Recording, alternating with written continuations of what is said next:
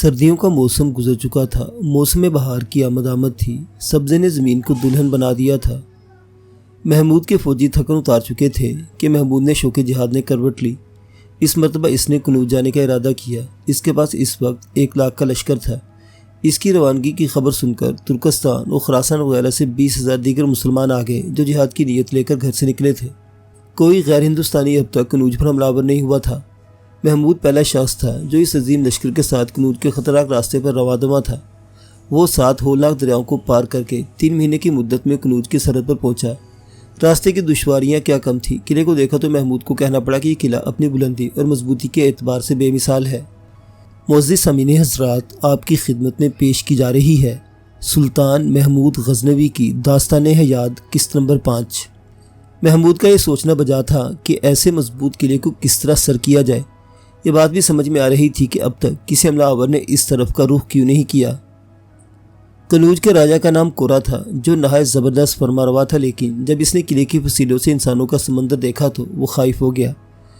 قلعے کا دروازہ کھلا اور راجہ کورا کسی ہچکچاہٹ کے بغیر اپنے بیٹوں اور درباریوں کے ساتھ قلعے سے باہر آ گیا۔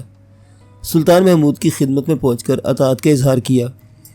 ایک مورخ کا بیان ہے کہ کورا مشرف با اسلام بھی ہو گیا تھا۔ محمود نے کنوج کو اپنا باج گزار بنایا اور 3 روز راجہ کورا کی میزبانی کا لطف اٹھانے کے بعد قلعہ برن کی طرف بڑھا۔ یہاں کا راجہ ہردت قلعے کو چند قابل اعتبار درباریوں کے سپرد کر کے خود جنگل کی طرف نکل گیا۔ اہل قلعہ کو کیا پڑی تھی کہ مقابلہ کرتے انہوں نے 10,00,000 درہم اور 30 ہاتھی محمود کی خدمت میں پیش کیے اور جان کی امان طلب کی۔ سلطان وہاں سے قلعہ مہاون پہنچا۔ یہ قلعہ متھرا کے قریب تھا، دریا جمنا قریب ہی بہتا تھا۔ حاکم قلعہ ہاتھی پر سوار ہوا اور چاہتا کہ دریا پار کر جائے۔ سلطان کے لشکروں نے اس کا پیچھا کر لیا۔ اس نے جب دیکھا کہ نہ آگے بڑھ سکتا نہ پیچھے ہٹ سکتا ہے تو اسے اپنا خنجر اپنے گلے پر چلا دیا۔ قلعہ فتح ہو گیا۔ 50 کو پیکر ہاتھی اور بے انتہا مال غنیمت لشکر اسلام کے ہاتھ آیا۔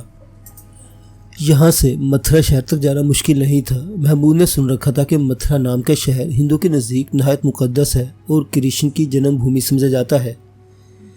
اس شہر میں مندروں کی بہتات تھی اور اتنی دولت اور نادر اشیاء جمع تھی جو دیکھنے سے تعلق رکھتی تھی۔ سلطان کے دبدبے کا یہ عالم تھا کہ جب سلطان اس شہر میں پہنچا تو کوئی شخص بھی جنگ کے لیے نہیں نکلا۔ یہ شہر راجہ دہلی کے زیر نگی تھا، وہ بھی ڈر کے مارے مقابلے پر نہیں آیا۔ محمود کسی روک ٹوک کے بغیر متھرا پر قابض ہو گیا۔ اس کے لشکروں نے جی کھول کر اس شہر کو تاراج کیا، بہت سے بت خانوں کو توڑا اور جلایا۔ متھرا کی عمارتیں ایسی شاندار تھی کہ خود محمود انہیں دیکھ کر حیران ہوا۔ اس کا اندازہ اس خط سے ہوتا ہے جو اس نے غزنی کے بعض امیروں کو لکھا تھا۔ اس شہر میں 1000 بلند ترین محل ہیں جن میں سے زیادہ تر سنگ مرمر کے بنے ہوئے ہیں اور مندر تو اتنی تعداد میں ہے کہ میں ان کو توڑتے توڑتے تھک گیا ہوں۔ مورخین کا بیان ہے کہ بے شمار مال غنیمت کے علاوہ 5 سونے کے بنے ہوئے بت بھی تھے جن کی آنکھوں میں یاقوت جڑے ہوئے تھے۔ ان کی قیمت 50,000 زر سرخ تجویز کی گئی تھی۔ ان بتوں میں سے ایک بت میں ارزکی یاقوت کا بھی ایک ٹکڑا جڑا ہوا تھا جس کا وزن 400 مسکال تھا۔ جب یہ بت پاش کیا گیا تو 98,300 مسکال سونا اس میں سے برآمد ہوا۔ ان 5 سونے کے بتوں کے علاوہ 100 بت اور تھے، یہ سب کے سب چاندی کے بنے ہوئے تھے۔ ان بتوں کو توڑ کر جو چاندی حاصل کی گئی وہ اتنی تھی کہ 100 اونٹوں پر لادی گئی۔ اس بت شکنی کے بعد متھرا کو آگ لگا دی گئی۔ یہ ہندوستان پر محمود کا 13واں حملہ تھا۔ اس حملے میں اس نے پے در پے 7-8 اہم مقامات فتح کیے۔ محمود کی ہیبت ایسی طاری ہوئی تھی کہ کسی جگہ بھی اسے مزاحمت کا سامنا نہیں ہوا، حتیٰ کہ متھرا جیسے مقدس مقام کو بچانے کے لیے بھی اس کے مقابلے پر کوئی نہیں آیا۔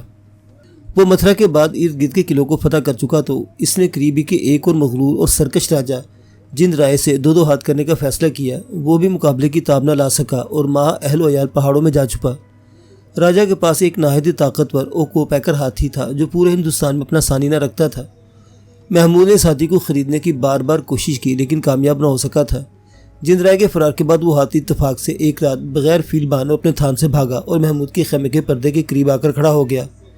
محمود کے چوبدار اس کے قریب جاتے ہوئے ڈر رہے تھے۔ ان چوبداروں نے آخر ہمت کی اور ہاتھی کو پکڑ لیا۔ وہ ایسا خاموش کھڑا تھا جیسے ان چوبداروں کا پالتو ہو۔ یہ ہاتھی چونکہ کسی محنت اور معاوضے کے بغیر محمود کے پاس چلا آیا تھا، لہٰذا محمود نے اس کا نام خداداد رکھا اور اسے لے کر غزنی چلا آیا۔ غزنی پہنچ کر مال و اسباب کی فہرست بنائی گئی تو معلوم ہوا کہ اس سفر میں 20,000 اشرفیہ، کئی لاکھ روپے، 50,000 لونڈی غلام، 350 ہاتھی اور دوسری بیش قیمت اشیاء حاصل ہوئی۔ اور یہ بھی نعمت خداوندی تھی کہ اسے کسی جگہ بھی مقابلہ نہیں کرنا پڑا تھا، اپنا ایک آدمی گنوائے بغیر اتنی دولت لے آیا تھا۔ اس نعمت کے شکریہ کے طور پر اس نے غزنی میں ایک شاندار مسجد تعمیر کی۔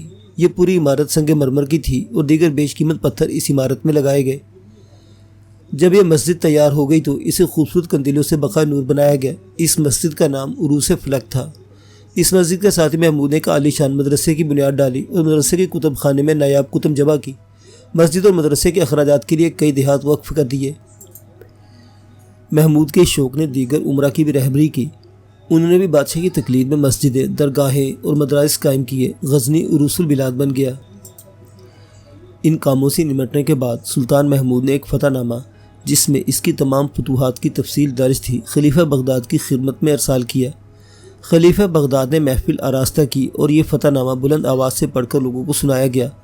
ہر طرف سے سلطان محمود کی ہمت و جرأت پر آفرین کی صدائیں بلند ہوئی۔ کہنے والوں نے بآواز بلند کہا کہ عرب و عجم، روم اور شام میں جو کارنامے صحابہ کرام نے انجام دیے، وہی ہندوستان میں سلطان محمود کی ذات سے ظہور میں آئے۔ سلطان محمود کو ہندوستان کی طرف گئے 2 سال ہو گئے تھے کہ ایک وحشتناک خبر نے اسے بے چین کر دیا۔ محمود نے جب کنوج پر حملہ کیا تھا تو وہاں کا راجہ کورا نہ صرف اس کا اطاعت گزار ہو گیا بلکہ اسلام بھی قبول کر لیا تھا۔ ہندو راجہ اس کے اس فعل پر سخت نالاں تھے۔ محمود جیسے ہی متھرا وغیرہ سے فارغ ہونے کے بعد غزنی واپس آیا، ان راجاؤں نے کورا کے خلاف محاذ بنا لیا۔ نوبت یہاں تک پہنچی کہ کالنجر کے راجہ نند پال نے کنوج پر حملہ کر دیا اور سلطان محمود کے اطاعت قبول کرنے کی پاداش میں راجہ کورا کو قتل کر دیا۔ محمود نے راجہ کورا کا انتقام لینے کے لیے اپنے 14ویں حملے کی کوشش شروع کر دی اور ایک کثیر لشکر فراہم کر کے ہندوستان کی طرف روانہ ہوا۔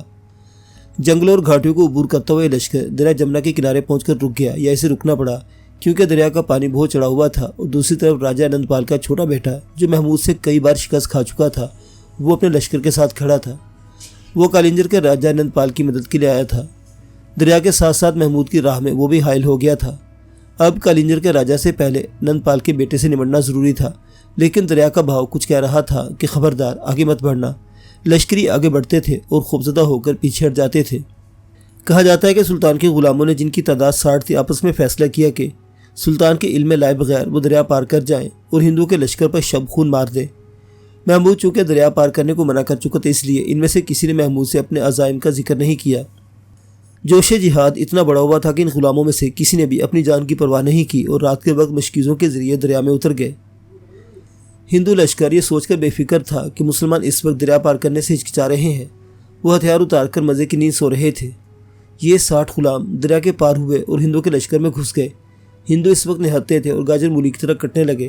لشکر میں شور مچ گیا کہ محمود کا لشکر آ گیا، سینکڑوں قتل ہو گئے اور باقی بھاگ کھڑے ہوئے۔ دن نکل آیا تھا اور ان غلاموں کی اتنی ہمت ہو گئی تھی کہ قریب کے ایک شہر میں گھس گئے اور وہاں خوب جی بھر کر شہر کو لوٹا۔ صبح جب محمود پر حقیقت حال روشن ہوئی تو اس کے لشکریوں کو غیرت آئی۔ انہوں نے محمود سے اجازت طلب کی کہ وہ بھی دریا پار کر لیں۔ یہ بھی خدا کی قدرت تھی کہ ساحل پر جا کر دیکھا تو دریا اتر چکا تھا۔ محمود کے لشکر نے بآسانی دریا عبور کر لیا۔ صرف 60 غلاموں نے ایک بڑے لشکر کو تتر بتر کر دیا تھا۔ راستے کا پتھر ہٹ گیا تھا۔ محمود نے یہاں سے کالنجر کا رخ کیا۔ کہتے ہیں 36,000 سوار، 1 لاکھ سے زیادہ پیادے اور 340 ہاتھی اس لشکر میں شامل تھے۔ راجہ نندا کے لشکر میں 36,000 سوار، 1 لاکھ سے زیادہ پیادے اور 340 ہاتھی شامل تھے۔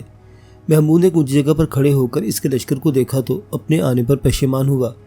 پھر اپنی پیشانی زمین پر رکھ کر خدا کے حضور فتح و ظفر کی التجا کی۔ اس دعا کی تاثیر تھی کہ اسی رات نندا کے دل میں محمود کا ایسا خوف طاری ہوا کہ اپنا تمام مال و اسباب چھوڑ کر میدان جنگ سے بھاگ نکلا۔ سلطان دوسرے دن یہ خبر پا کر سوار ہوا اور کمین گاہوں کو اچھی طرح دیکھا۔ جب اسے یقین ہو گیا کہ اس کے ساتھ کوئی دھوکہ نہیں ہوا تو اس نے تاخت و تاراج کا سلسلہ شروع کر دیا۔ مسلمانوں کے ہاتھ بے انتہا مالی غنیمت آیا۔ نندا کے لشکر کے 500 ہاتھی بھی اس کے ہاتھ آئے۔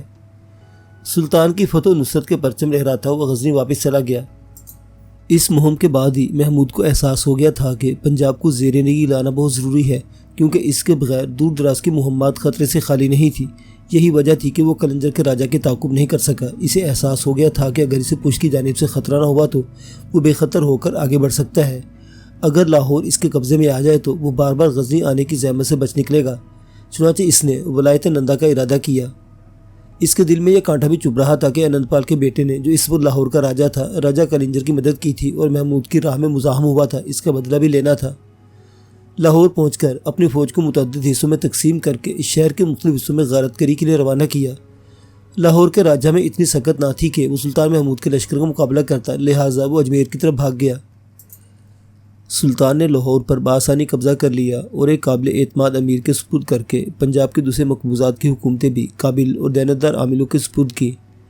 لاہور میں اس نے ایک بڑا لشکر بھی متعین کیا، اپنے نام کا خطبہ و سکہ جاری کیا اور مطمئن ہو کر غزنی واپس چلا گیا۔ راجہ کالنجر سے بدلہ لینا بھی باقی تھا، جو اس کے ہاتھ سے بچ نکلا تھا۔ اب پنجاب زیر نگی ہو چکا تھا، لہٰذا بے فکر ہو کر اس سے لڑا بھی جا سکتا تھا، اس کا پیچھا بھی کیا جا سکتا تھا۔ 1 سال بعد ہی وہ ایک مرتبہ پھر ہندوستان میں تھا۔ یہ اس کا 15واں حملہ تھا۔ اسے کالنجر جانا تھا، لیکن جب وہ قلعہ گوالیار کے قریب پہنچا تو اس کی تمنا نے اس کو قلعے کا محاصرہ کرنے پر مجبور کر دیا۔ محاصرے کو بھی 4 دن گزرے تھے کہ قلعے کے راجہ نے اس شرط پر صلح کی درخواست پیش کی کہ وہ محمود کی خدمت میں 35 ہاتھی پیش کرے گا۔ محمود نے اس کی درخواست قبول کی اور ہاتھیوں کو نذرانہ وصول کر کے کالنجر کی طرف روانہ ہو گیا۔ کالنجر کا قلعہ پختگی و استحکام میں اپنی مثال نہیں رکھتا تھا۔ محمود جب پہلی مرتبہ یہاں آ چکا تھا تو راجہ نندا قلعے سے باہر آیا تھا اور پھر محمود سے مقابلہ کیے بغیر بھاگ کھڑا ہوا تھا۔ محمود نے یہاں قیام کرنا مناسب نہ سمجھا، لیکن اب وہ اسی ارادے سے آیا تھا۔ اب وہ اپنی نندا کو بھاگنے کا موقع نہیں دینا چاہتا تھا، لہٰذا اس نے قلعے کا محاصرہ کر لیا۔ محاصرے کو ایک مدت گزر گئی تو نندا نے اپنا ایلچی بھیجا اور 300 ہاتھیوں کی پیشکش کر کے جان کی امان چاہی۔ محمود نے اس کی پیشکش کو قبول کر لیا۔ نندا نے شرط پوری کی، لیکن چالاکی یہ کی کہ 300 ہاتھی فیل بانوں کے بغیر قلعے سے باہر نکال دیے۔ 300 ہاتھی ہجوم کر کے جنگل سے نکل آئے تو اچھے اچھوں کا پانی پیتا ہو جاتا ہے۔ نندا بھی یہی دلچسپ تماشا دیکھنا چاہتا تھا کہ محمود کے لشکری کس طرح ان ہاتھیوں کو قابو کرتے ہیں۔ محمود نے اپنے ترک لشکری کو حکم دیا کہ ان ہاتھیوں کو پکڑ کر ان پر سوار ہو جائے۔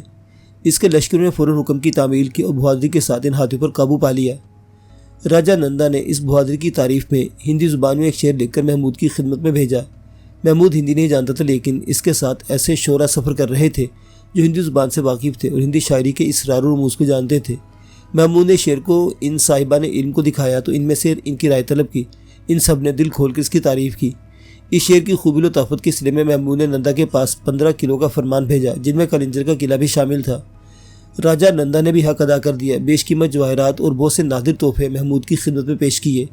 سلطان محمود راجہ سے کسی قسم کا تعرض کیے بغیر اپنے دارالسلطنت غزنی واپس چلا گیا۔